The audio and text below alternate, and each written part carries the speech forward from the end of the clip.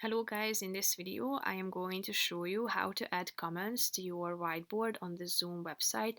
But first I just want to mention, don't forget to subscribe to my channel because at 10,000 subscribers I am going to show you my whole YouTube revenue statistics and growth strategy, how to make money online. Now let's jump into it.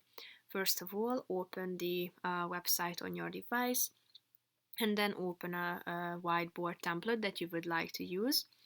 And if you want to add a comment, all you have to do is going to the top, and here you can find this comment icon next to the share and the more icon, or between these two icons. Tap on it, tap on add comment at the top of this section, and then you will be able to add the comment.